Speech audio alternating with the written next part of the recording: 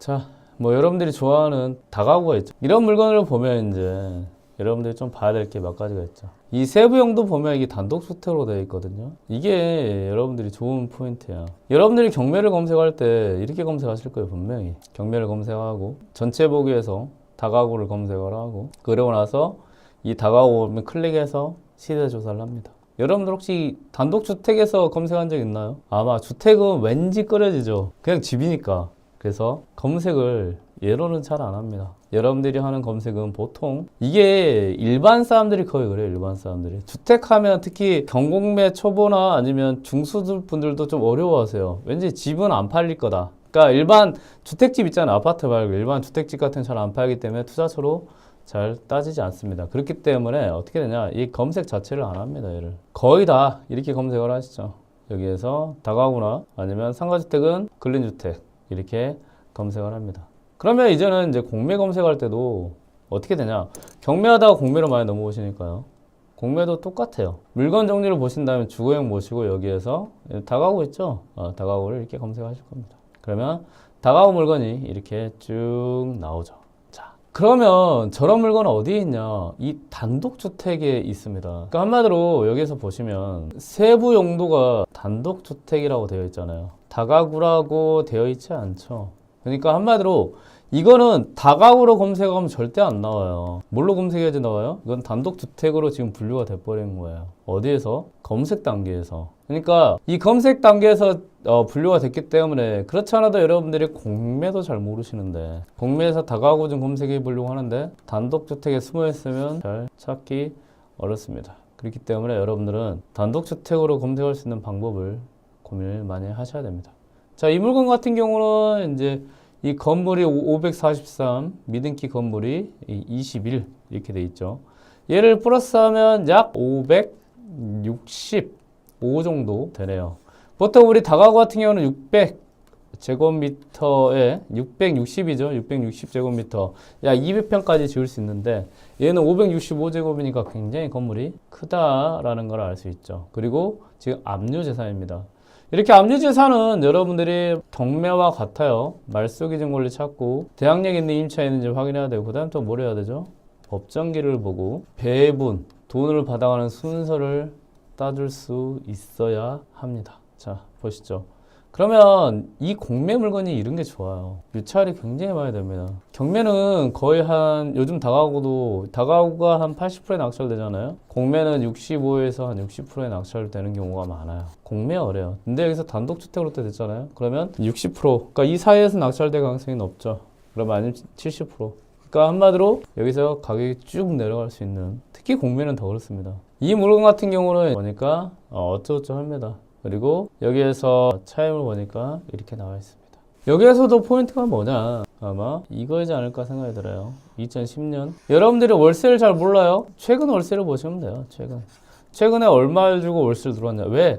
최근 월세가 시세 월세입니다. 시세 월세. 지금 2023년 10월 10일에 들어왔잖아요. 그러면 이 임차인도 그렇고 임차인하고 집주인은 약간 이렇게 완력 싸움을 하겠죠. 난 싸게 들어가고 싶어요. 집주인은 제값 주고 들어오세요. 이게 된단 말이에요. 그래서 여러분들이 여기 만약에 이건 팁 하나 드릴게요. 내가 지방에 있는 다가구야. 지방에 있는 다가구입니다. 근데 월세 조사를 다방에도 안 나오고 네이버 부동산에도 안 나오고 내가 시세 조사할 수가 없어요. 그러면 여러분들 뭘 본다? 가장 최근 월세를 본다. 왜? 여러분들이 이거는 임대를 놓아본 사람은 무조건 이해하시는 거예요. 가장 최근 월세가 만약에 1년 전이다, 아니면 6개월 전이다, 3개월 전이다 하면 그냥 끝이고, 최근 월세가 가장 적정 월세거든요.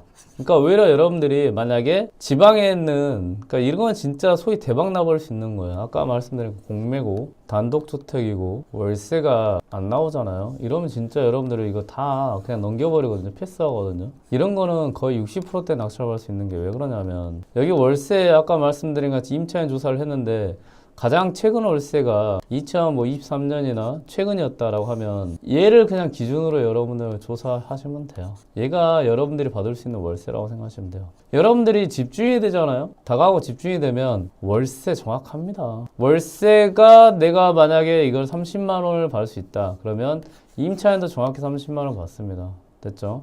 그러면 이렇게 이게 특히 보이지 않을 때는 훨씬 좋습니다. 그러면 조사하는 단계에서 누가 투자를 하냐? 지방도 요즘은 수도권에 있는 분들이 투자를 하죠. 아니면 광역시에 있는 분들이 투자합니다. 그 지방에 있는 물건에 그 지역에 사는 사람도 투자 안 해요. 그러면 이분들은 뭘로 하자? 인터넷으로 조사합니다. 그리고 다방 여러 가지를 하죠. 그리고 심지어는 중개소에 전화하더라도 여기에 만약에 최근에 거래된 월세가 없어요. 그럼 어떻게 하죠? 조사할 수가 없어요. 뭘? 월세를. 그런데 아까 말씀드린 같이 거기 임차인 내역에 월세가 나왔어요. 최근. 그럼 이게 뭐다? 적정 월세가 되는 거예요. 그러면 이걸 유추해서 여러분들은 수익률을 따져서 이 물건이 얼마 정도 확인할 수 있다라는 거를 알 수 있다라는 걸 확인하시면 됩니다. 이거 잘 기억하세요. 여러분들이 소위 한 방에 나올 수 있는 팁을 알려드렸어요. 그래서 수액으로 접근하면 투자금도 많이 안 묶이고 여러분들 할 수 있는 게 많아요. 근데 지금 다가구 같은 경우도 팁을 하나 드렸어요. 제가 뭘 보냐, 얘를 보면 돼요. 전입 날짜를 보면 됩니다. 전입 날짜 중에 어떤 게 가장 최근이죠? 얘가 최근이죠. 최근이면 이 300의 40이 뭐가 될 수 있다? 적정 월세가 될 수 있다는 거예요. 언제? 어디에? 이 지역에. 그러면 만약에 이 지역에 여러분들이 시세 조사했는데 안 나와, 월세도 안 나와, 인터넷으로 안 나와, 현장 조사했는데 중개소도 요즘 거래 없어요 라고 했을 때는 얘를 보고 아 여기 300에 40이구나, 방이 몇 개인지, 아 방이 19개구나, 아 월세가 얼마구나 유출을 해버리면 이런 물건은 이제 만약에 이거를 60%대 낙찰 받으면 한 7억 이하에서 낙찰 받을 수 있는 거거든요. 그러면 대박 나는 거죠. 한 3, 4억은 그냥 버는 거죠 이거는. 자, 이렇게 다가구가 공매로 나왔으면 나왔고, 여기서 보니까 이제 이렇게 있는 다가구 물건이고요. 그리고 여기 건물 이제 평면도까지 다 나와 있네요. 평면도는 여러분들이 제가 강의 시간에도 항상 중요하다고 말씀드렸지만 이 방 개수를 확인할 수 있다. 그리고 가구 하나에 방이 몇 개 있는지, 원룸인지 투룸인지 쓰리룸인지 확인할 수 있기 때문에 아까 말씀드린 적정 월세 플러스 이 편명도까지 여러분들이 확인할 수 있다고 하면 진짜 대박 납니다. 진짜. 제가 알려드리고 싶은 게 너무 많아요. 너무 많아요. 아셨죠? 이렇게 접근하시면 됩니다. 자, 이런 물건 같은 경우는 재산명세를 통해서 뭘 봐야 된다? 권리분석이라는 걸 해야 됩니다. 권리분석은 말소기준권리를 찾습니다. 말소기준권리를 먼저 찾습니다. 여기서 압류 설정일자를 보니까 말소기준권리가 2012년 8월 8일이네요. 2012년 8월 8일보다 빨리 있는지 없는지 확인하는 거예요. 2012년 8월 8일. 자, 2012년 8월 8일보다 빠른 임차인이 있는지 없는지. 이 전입 날짜를 보니까 2012년 8월 8일보다 빠른 임차인이 없죠? 이런 임차인 전부 대항력 없음이죠. 그리고 여러분들 하나 더 볼 수 있는 거, 이게 206호잖아요. 206호면 2층도 6호까지 있고 3층도 6호까지 있을 가능성이 높거든요. 뭐 4층도, 그러니까 한마디로 건축물 대장산 여러분들 가구수를 모르더라도 아 이거 방이 6개구나. 한 층당. 그러면 6개, 4층은 몇 호까지 있나?